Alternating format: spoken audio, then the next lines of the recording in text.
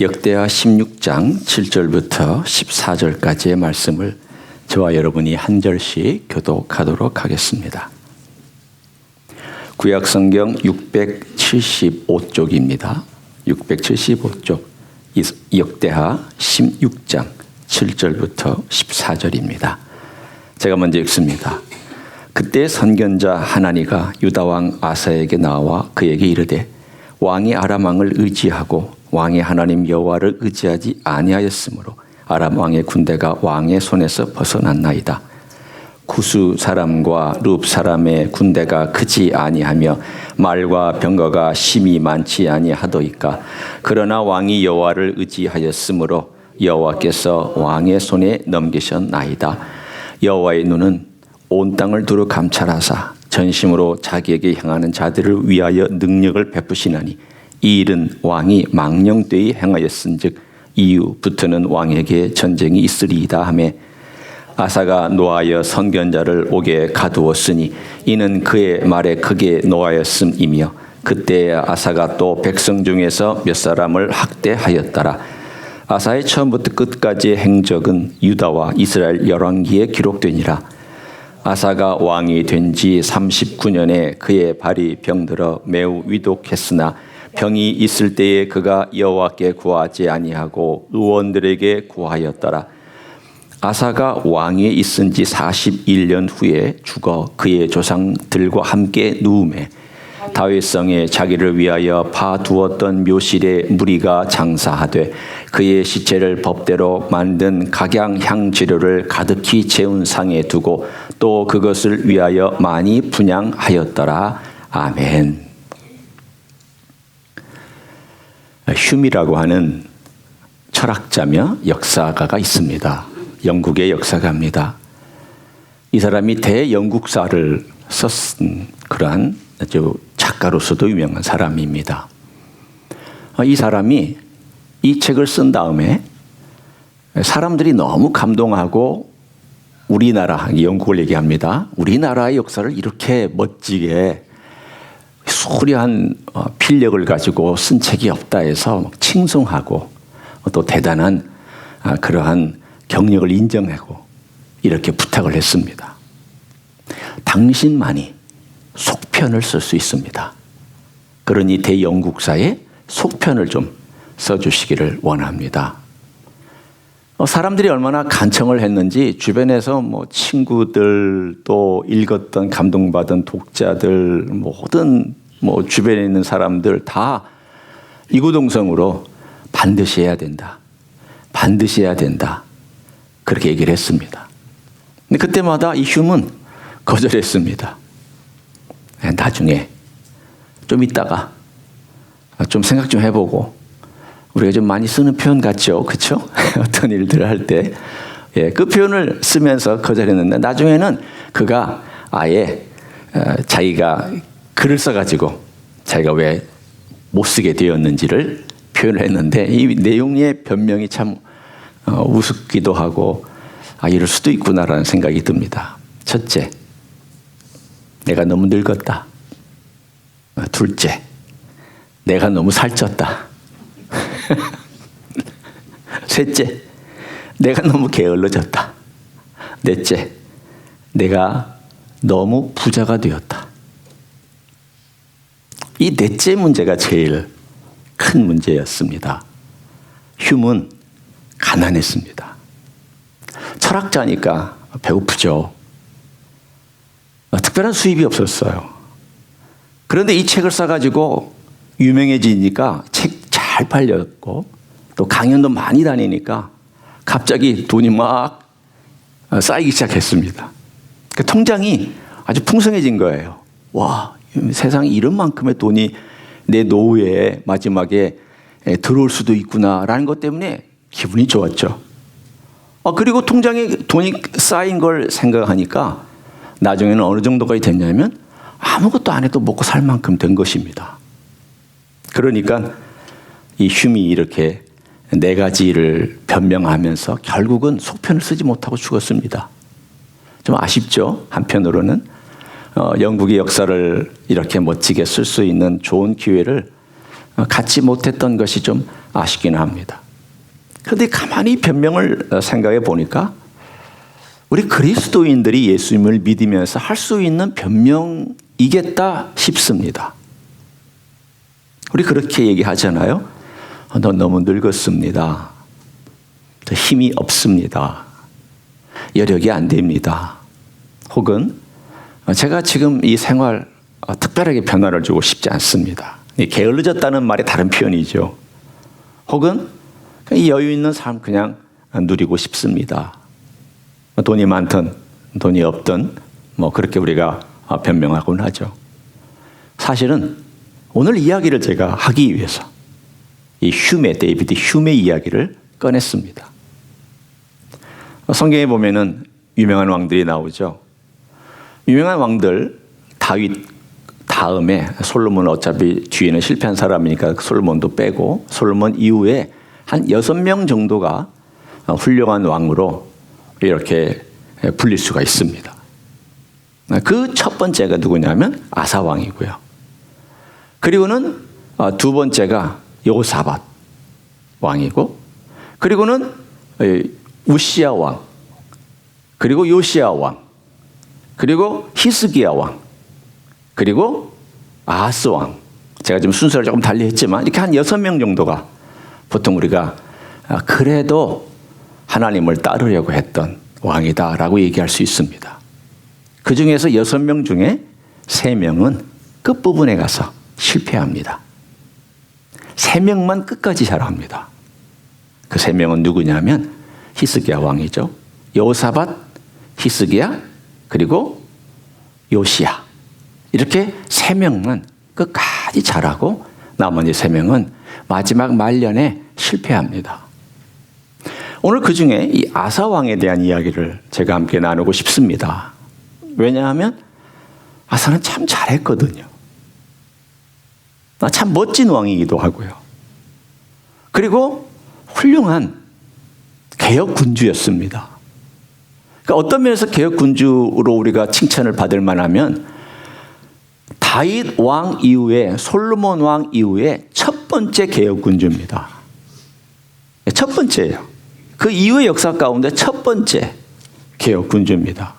근데 이 사람이 어떤 사람인가를 우리가 좀 더 보려면 앞부분으로 좀 가서 봐야 되는데, 여러분이 성경은 펴셔도 되고 안 펴셔도 되는데, 제가 14장에 이제 이야기를 간단하게 하면은 하나님을 향하여 열망이 있어서 그가 왕이 되자마자 얼마 안 돼서 나라에 있는 모든 우상들을 그가 제거하려고 개혁을 시작했습니다. 그래서 하나님께서 첫 10년 동안에 축복을 주셨습니다. 그랬는데 여러분, 좋은 일을 하면은 항상 시험이 따르죠. 그렇잖아요. 여러분도 뭔가 주님을 위해서 헌신하고 주님을 위해서 뭔가 일을 좀 하고 싶어 하면 가정에 어려움이 생긴다든가, 개인적인 어떤 마음이 불편한 일이 생긴다든가, 인간관계가 어려움이 생긴다든가, 이런 일이 생길 수도 있습니다. 아사에게 큰 시련이 닥쳤습니다. 어떤 시련이 닥쳤냐면, 저 애굽 북쪽에 있었던, 애굽 남쪽이죠. 우리 개념으로 생각하니까 애굽 남쪽에 있었던 구스라고 하는, 그 서쪽과 남쪽, 서남쪽에 있었던 구스라고 하는 그 나라가 100만 대군을 이끌고 여기를 쳐들어왔습니다. 엄청난 군대입니다. 그래야 이 군대는 애굽 전체를 통치하고 있었고 구스도 통치하고 있었고, 그리고 그 전역을 통치하는 일종의 제국이었습니다. 이런 말이 100만 대군이지 얼마나 큰 대군입니까? 그러니까 애굽과 구스와 그 주변에 있었던 모든 나라들과 군대들과 심지어는 지원병들과 이런 것들을 다 데리고 이스라엘까지 와서 옛날 애굽이 가졌던 영광을 회복할 것이다 라고 하면서 전쟁을 벌였습니다. 그때 그가 하나님, 우리를 도와주십시오, 하나님께 간절히 기도했습니다. 그래서 그 기도가 어디에 있느냐 하면 14장 11절에 아사가 그의 하나님 여호와께 부르짖어 이르되, 여호와여, 힘이 강한 자와 약한 자 사이에는 주밖에 도와줄 이가 없사오니 우리 하나님 여호와여, 우리를 도와주소서. 우리가 주를 의지하오며 주의 이름을 의탁하옵고 이 많은 무리를 치려 왔나이다. 여호와여 주는 우리 하나님이시오니 원하건대 사람이 주를 이기지 못하게 하옵소서 하였더니 얼마나 멋진 기도를 드렸습니까? 하나님, 사람이 하나님을 이기지 못하게 하여 주십시오. 멋진 기도 드렸습니다. 그래서 12절에 보면 여호와께서 구스 사람들을 아사와 유다 사람들 앞에서 치시니 누가 치셨냐? 잘 보십시오. 아사가 친 게 아닙니다. 누가 쳤습니까? 누가 주인입니까? 뭐가 주어가 됐습니까? 여호와께서라고 되어 있습니다. 여호와께서 구스 사람들을 아사와 유다 사람들 앞에서 치시니 구스 사람들이 도망했다라고 되어 있습니다. 어떤 기적인지는 모릅니다. 그게 천둥 번개인지 우박인지 혹은 뭐 어떤 다른 방법인지는 모르지만 우리가 기억할 수 있는 것은 특별히 초자연적인 방법으로 그 백만대군을 치시기 시작했습니다. 그러니까 이들은 사실 옛날 군대도 지금 군대도 마찬가지입니다. 이 초자연적인 현상 앞에서는요 사람들이 떱니다. 지금도 그래요. 군대들도요. 초자연적 현상이 일어나면 가슴에 부들부들 떱니다. 전쟁이 일어나다가 뭔가 초자연적 현상에 의해서 자기들이 패배를 당하거나 문제가 생기면 떨게 되어 있습니다. 옛날이라고 그렇게 생각하지 마십시오. 그들이 이건 우리 힘이 아니다. 이건 무언가 다른 힘이다라는 걸 느끼는 순간 그들이 도망하였고 그래서 아사는 큰 승리를 거둘 수가 있게 되었습니다. 그러자 선지자가 나타나서 얘기합니다. 아사 왕이요, 힘을 내고 이 나라를 하나님께 바치십시오. 당신이 가지고 있는 이 계획을 잘 완수하십시오. 그래서 그가 이 전쟁 이후에 하나님께서 주신 그 열정과 선지자의 지지를 받으면서 그 나라를 하나님께 온전히 바치기 시작했습니다. 우상들 제하고 잘못된 것들을 없애고 하나님이 기뻐하시는 일들로 그 나라를 바꾸가기 시작을 했습니다. 그렇게 한 30여 년이 흘렀습니다. 그런데 오늘 이 사건은 언제 터진 건가 하면 그가 한 30여 년 정도 잘 지낸 다음에 제 36년쯤 되었을 때 16장 1절을 한번 보십시오. 아사왕 제 36년에 이스라엘 왕 바아사가, 참 외우기도 쉽게 성경은 나오죠. 아사 왕에 반대되는 사람 북왕국에는 바아사 왕. 그 시대에는요 비슷한 이름의 유행이라는 게 좀 있을 수 있어요. 우리 시대에 그런 유행 같은 게 있잖아요. 어떤 이름을 많이 쓰면 그 이름을 많이 따라가는. 남왕국은 아사가 왕이었고 북왕국은 바아사가 왕이었습니다. 그러니까 아사의 아들 이런 뜻이기도 하지만 그러나 이 사람은 북왕국의 왕이니까 친척 관계는 전혀 아닙니다. 그러니까 이 두 사람의 전쟁이 있는데 옛날에 아사 왕이었다면 이 전쟁을 어떻게 치러야 되겠습니까? 하나님께 기도해야죠. 하나님께 엎드렸어야 됩니다. 그런데 아사 왕이 어떻게 했느냐? 기도하지 않고요. 성전에 있는 금과 왕궁에 있는 금은 보화를 끌어다가 옆 나라에 있는 시리아 아람 왕에게 돈을 주고 군대를 샀습니다. 당신의 군대가 와서 북왕국 이스라엘을 쳐주면 내가 이거 다 주겠다. 그래 그렇게 하자. 그래서 이 돈을 받고 북왕국을 치기 시작하자 북왕국에서 남쪽을 치고 남쪽을 공격하려고 했던 것을 멈추고 돌아가 버리는 사건이 일어났습니다. 그리고 나서 어떤 결과가 있었느냐 하면 5절과 6절에 보면 이런 좋은 결과가 있어요. 눈으로 볼 때 얘기예요. 바하사가 듣고 라마 건축하는 일을 포기하고 그 공사를 그친지라. 아사 왕이 온 유다 무리를 거느리고 바하사가 라마를 건축하던 돌과 제목을 운반하여다가 게바와 미스바를 건축하였더라. 그러니까 한편으로는 어떤 나름대로 아사가 자랑할 수 있었느냐 하면 봐라, 우리는 돈을 들여서 군대를 샀지만 피 흘리지 않았다. 그리고 좋은 결과를 가져왔다. 이거 얼마나 좋은 것이냐. 내 외교력과 내가 가지고 있는 힘을 가지고 이렇게 잘 전쟁도 없이 우리는 이 성을 건축할 수 있게 되었고 건축 재료를 얻게 되었다라고 자랑할 만한 결과가 오늘 나타났습니다. 그랬더니 오늘 본문에 선지자, 선견자 하나니가 나타나서 우리들에게 이 말씀을 전해 주었습니다. 어떤 말씀입니까? 왕이 망령되이 행하였습니다. 어떻게 해서 과거의 왕은 사라지셨습니까? 구스가 100만 대군을 가지고 쳐들어왔을 때 왕이 기도하지 않았습니까? 그때 전심으로 하나님을 찾았더니 하나님께서 당신을 구해주지 않았습니까? 그런데 100만 대군도 안 되는 북쪽에 북왕국에 쳐들어왔다고 그것을 위해서 당신이 어떻게 이렇게 행동할 수 있습니까? 하나님을 의지하지 않은 당신 때문에 이런 나쁜 결과들이 계속 생길 것입니다. 그러면 여러분 다윗 같으면 어떻게 했겠습니까? 그 말을 듣고 생각했겠죠. 근데 아사는 어떻게 했습니까? 그 말을 듣고 선견자를 핍박해서 옥에 가두었습니다. 그리고는 화가 나서 몇 사람 의로운 사람들을 핍박해서 그 사람들을 죽이거나 또는 옥에 가뒀습니다. 그러니까 마지막 36년째 되었던 그때부터 그가 죽었던 41년째까지 왕위가 된 다음입니다. 5년 동안의 마지막이 참 어떤 면에서 보면은 안타깝고 불행한 일들의 연속이었습니다.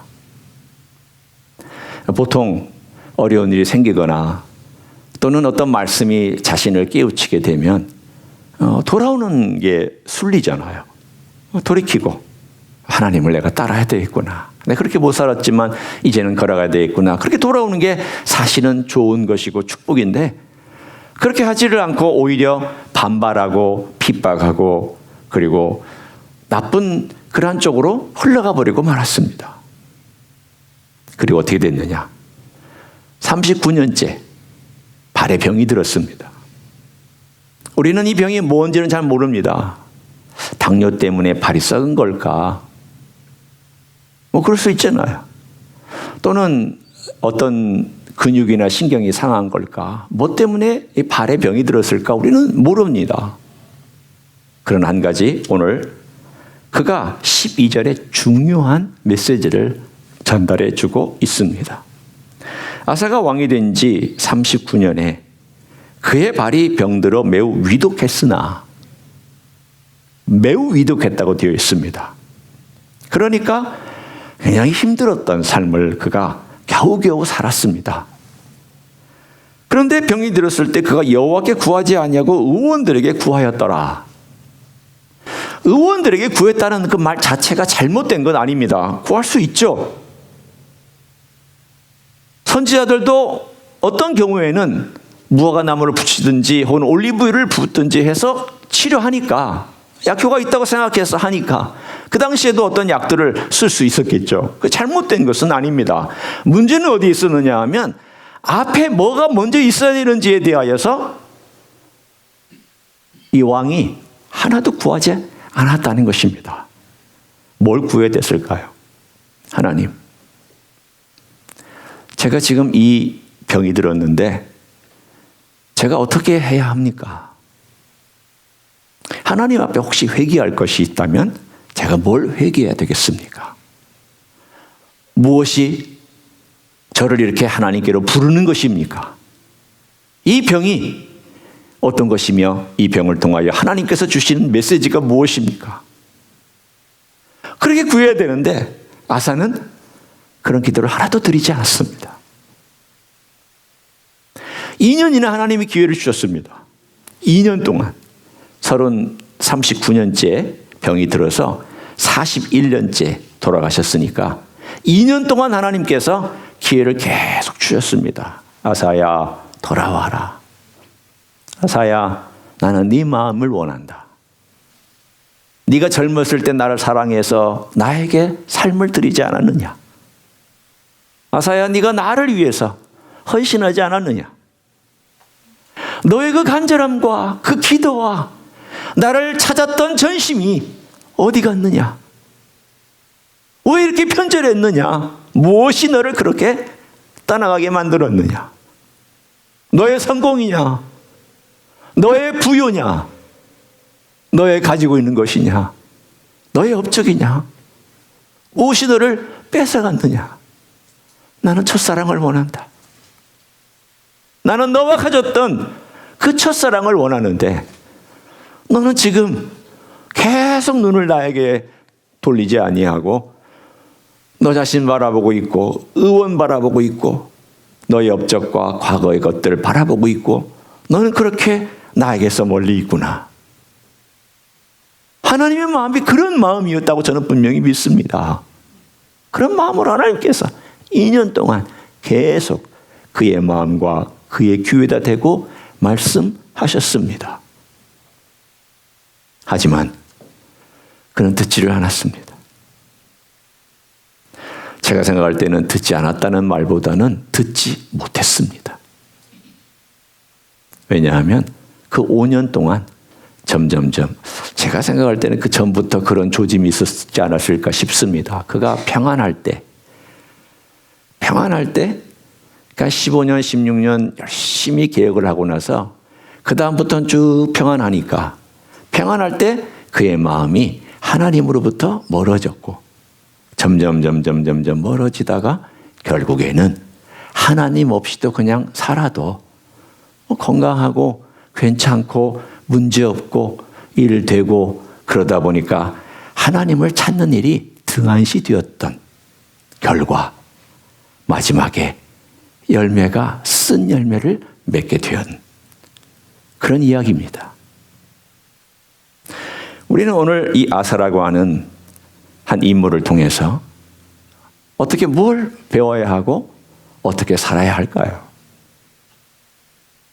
어떻게 우리가 마지막에 다시 시작할 수 있는 길을 열게 될까요?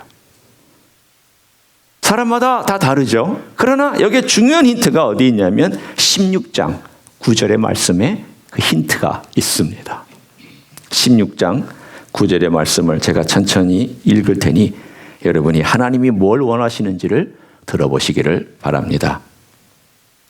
여호와의 눈은 온 땅을 두루 감찰하사 전심으로 자기에게 향하는 자들을 위하여 능력을 베푸시나니. 첫 번째 우리가 볼 수 있는 것은 여호와의 눈은 온 땅을 감찰하신다고 되어 있습니다. 여러분이 여기서 감찰한다는 말을 생각하면은 우리는 선뜻 이런 생각을 하시기 쉽습니다. 여호와의 눈이 무서운 건가? 그리고 여호와의 눈은 감시하는 눈인가? 감찰이란 단어가 그런 표현처럼 들리잖아요. 그런 표현의 뜻이 없는 거 아닙니다. 그러나 그것 외에 또 다른 의미가 있습니다. 그건 뭐냐면 정말 간절히 찾고 계시는 거예요. 여러분이 누군가 내 마음에 맞는 일들을 찾을 때는 간절해지죠. 누군가 여러분 마음에 어떤 일들을 추구할 때는 간절해지죠. 여러분이 사랑하는 사람을 만나기 위해서는 간절해지고 여러분이 좋아하는 일을 할 때는 간절해집니다. 하나님의 마음이 어떤 마음이냐면 간절히 나와 함께 할 자가 누군가를 찾고 있는 여호와의 마음을 이 단어는 표현해주고 있습니다. 제가 이미 아까 아사의 이야기를 통해서 하나님의 마음을 얘기해 줬습니다. 하나님은 두루 보면서 누가 나를 찾느냐. 아사가 그를 찾았던 그때의 그 사랑을 그는 기억하고 있습니다. 하나님 마음이 너무 아프신 거예요. 저는 이런 이야기들이 성경에 많이 나오기 때문에 그럴 때마다 마음이 아프죠. 솔로몬을 볼 때도 하나님을 얼마나 마음이 아프셨을까. 그렇게 자기를 사랑하고 자기를 따랐고 일천번제를 드릴 정도로 하나님께 지혜를 구했던 그 솔로몬이 그 마음이 변절해서 점점 하나님을 떠날 때 하나님은 얼마나 그를 돌이키려고 선지자를 보냈을까.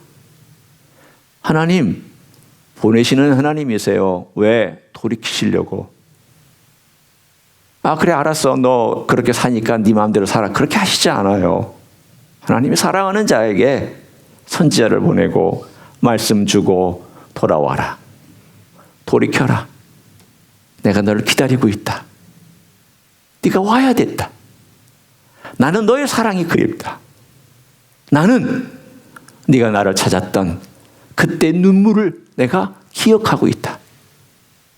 하나님의 눈은 그걸 살피시면서 그런 사람이 없나? 그렇게 나를 찾는 사람이 없나? 그런 하나님의 마음을 오늘 이 선견자 하나님은 우리들에게 대변해 주고 있습니다. 지금도 똑같습니다. 예수님이 누구를 찾고 계시느냐? 요한복음 15장에 보면 나오잖아요. 내가 내 친구를 위해서 목숨을 버린다. 친구를 위해서 목숨을 버리는 사랑보다 더 큰 사랑이 없다. 그게 누구 얘기냐면 예수님 얘기잖아요. 예수님께서 자신의 친구들을 위해서 기꺼이 십자가에서 목숨을 버리셨어요. 그리고 목숨을 버리시고 또 그 친구와 함께 우정을 나누기를 싶어 하시죠. 그러면 예수님께서 두루 다니시면서 이 세상에 믿지 않는 사람들은 그렇다 치더라도 믿는 우리들에게 주님께서 정말 찾고 있는 그러한 대상이 있다면 그 우정을 나눌 수 있는 사람을 찾고 계시겠죠. 나에게 우정을 줄 수 있는 친구가 누구냐? 한편으로는 저는 이런 생각이 들어요. 예수님은 하나님이시잖아요. 외로우시 않으시잖아요. 예수님은 하나님 아버지도 있고 성령님도 있고 성삼위 하나님은 완벽하게 만족하시는 분들이시잖아요. 완벽하게 하나 되신 분들이잖아요. 아니, 우리가 아니더라도 충분하시잖아요. 필요 충분 조건이 완벽하게 갖춰진 성삼위 하나님이시잖아요. 근데 뭐가 아쉬워서 그런 우정을 원하세요? 어떻게 생각하면 말이 안 됩니다. 그런데 사랑은 그게 이해가 되는 거죠. 사랑하니까 이해가 되죠. 사랑하니까 기대하죠. 사랑하니까 호소하죠. 사랑 안 하면은요, 기대하지 않아요. 사랑 안 하면 호소하지 않아요. 사랑 안 하면 간절하지 않아요. 하나님 아버지, 우리 주님, 우리에게 호소하실 때 그 간절함으로 우리에게 호소하시는 거예요. 나는 너와 우정을 원해. 내가 죽은 것은 너의 죄를 속하고 너를 구속해서 하나님 백성 만들고 그리고 하나님의 백성이 돼서 하나님 하늘의 시민권을 갖고 그리고 이 땅에서 멋지게 살아가는 것 내가 원해. 그러나 거기다가 플러스 알파. 나는 너와의 우정을 원해. 너와 친구가 되었으면 좋겠어. 너도 좀 친구로서 나에게 사랑을 주고 내가 준 사랑에 대한 반응으로 나에게 사랑을 주고 그리고 나도 또 너를 사랑하고 또 사랑을 받고 그러면서 네가 나에게 대화하고 나도 너에게 대화하고 서로 교제하고 대화를 나눌 수 있는 그런 우정을 나는 원한다. 하나님이 원하는 것이 이 한마디 안에 다 들어있습니다. 하나님의 눈은 온 세상을 돌아다니면서 자신에게 향한 그 사랑을 받고 반응하는 사람을 찾아서 뭐라고 말씀하시냐면 전심으로 자기에 향하는 자들을 위하여 뭘 베푸신다고 말씀하고 있습니까? 능력을 베풀어 주신다. 사랑하는 성도 여러분, 우리가 어떻게 사는지를 한번 돌아보기를 원합니다. 제가 짧은 한 예화를 하나 드리고 싶습니다. 이분은 박운서 장로라는 분이에요. 2019년에 돌아가셨습니다. 이분은 여러분 모르실 거예요. 저도 어떻게 글을 읽다가 발견하구나. 이런 분이 있구나. 참 멋진 삶을 사셨네 하는 그런 분이에요. 여기 이민 온 분도 아니고요. 한국에서 통상산업부, 옛날 통상 산업부의 차관까지 하셨던 분이고요. 그러니까 행정고시를 보고 일종의 관료로서, 장관은 주로 정치인들이 하는 거니까 올라갈 수 있는 최고까지 올라갔던, 차관까지 올라갔던 분이고, 이분이 이제 은퇴를 한 다음에 CEO로서 국영기업들을 많이 맡아서 후실투성이의 국영기업들을 살려냈던 그런 화려한 경력이 있던 사람이었습니다. 근데 그 이분이 은퇴하고 나서 갑자기 사라졌습니다. 여유로운 삶을 살 수 있었어요. 뭐 양평 쪽에 500평의 땅을 사서 자기 노후를 준비하고, 그리고 뭐 이것저것 가질 수 있는 많은 그런 것들을 그는 누리고 있었습니다. 그런데 어느 날 그가 사라졌는데 그 루손섬의 아래 조그마한 섬에 선교사로 가 있던 거예요. 사람들이 그를 거기서 발견하고는 어떻게 해서 당신이 교회 다니는 줄 알았지만 선교사가 되었느냐고 그렇게 묻자 이분이 그렇게 인터뷰 가운데 얘기를 했습니다. 내가 어느 날 마누라 등살에 못 이겨서 필리핀 단기 선교를 다녀왔습니다. 이 마누라 등살 참 좋은 거예요. 네. 그래서 마누라 등살에 제가 필리핀 선교를 다녀왔는데, 그 루손섬에 있는 개척된 교회를 방문하고 나서는 그 서남 쪽 그 루손섬 아래에 있는 조그마한 섬에 좀 가보자. 거기 교회도 없고 복음도 모르는 그러한 족이 살고 있다고 하더라. 그러니까 이 필리핀의 그 메인 그런 부족이 아니고요. 아주 그냥 조그마한 섬에 살고 있는 아주 마이너 중에 마이너의 그런 사람들이 살고 있는 섬이었습니다. 갔는데 뭐 독충에다가 모기에다가 뭐 길도 없는 데 가다가 걸어서 막 2-3시간씩 찾아가야 되는 이런 것에 가면서 막 입이 이만큼 나와가지고 투덜투덜하면서 나를 이런 데 데리고 왔다고 막 투덜투덜하면서 이제 그 부족을 이름을 제가 적어 왔는데 하도 저도 생소한 부족이라 제가 적어 왔습니다.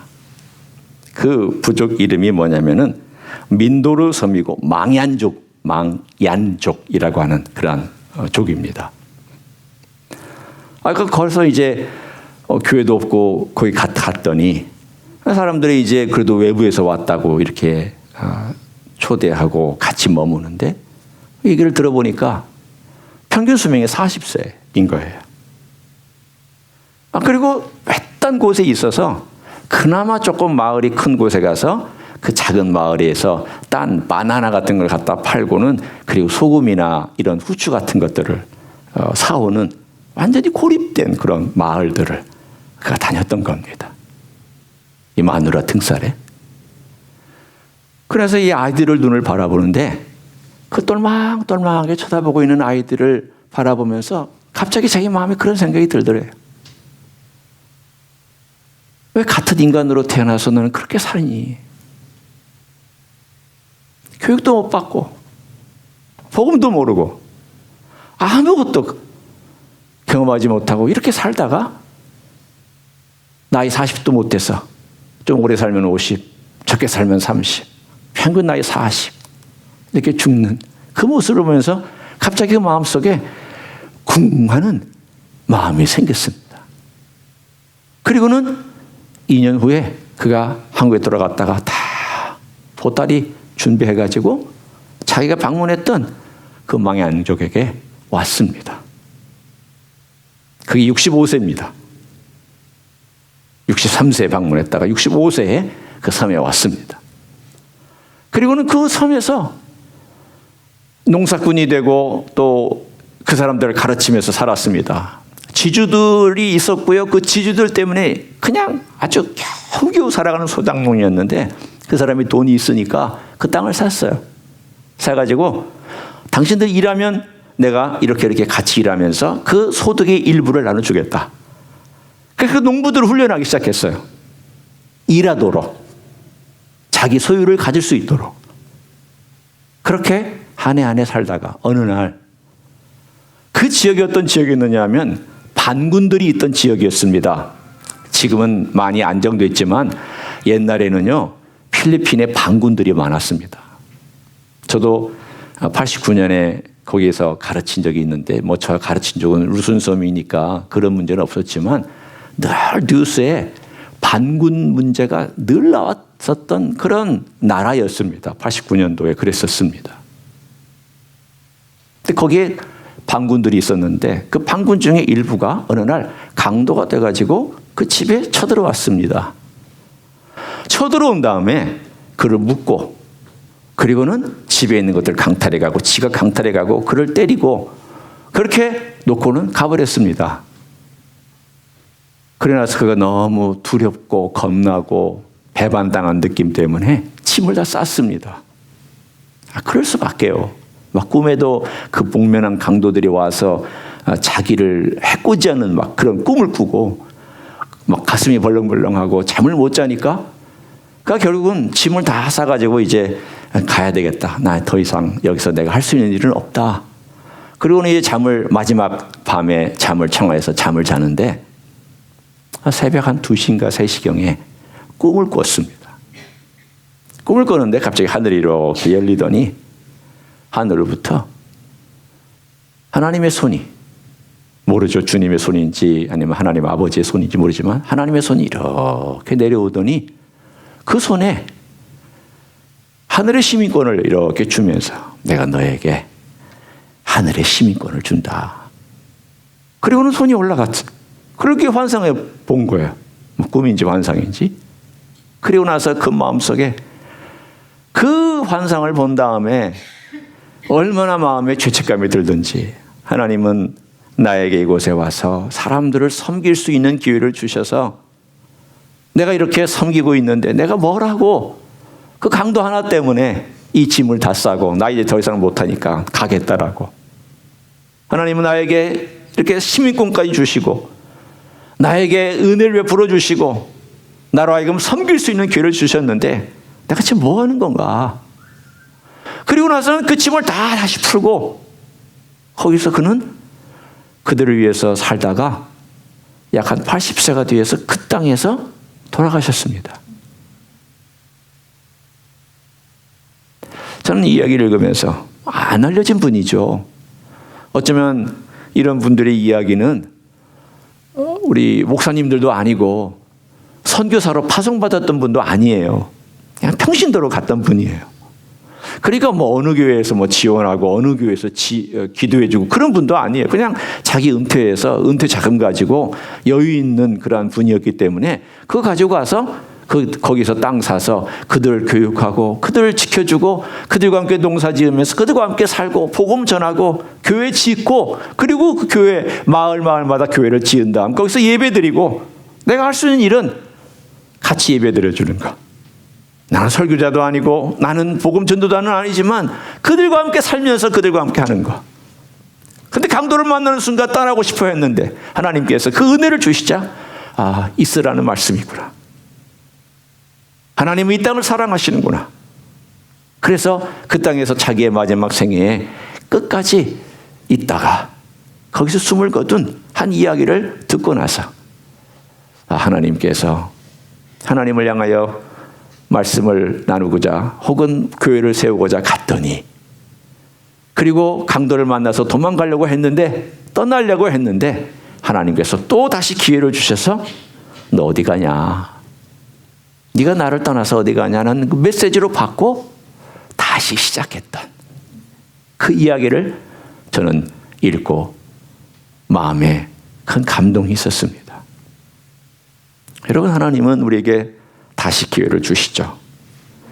나이가 70이든 60이든 50이든 80이든 하나님은 우리에게 다시 기회를 주세요.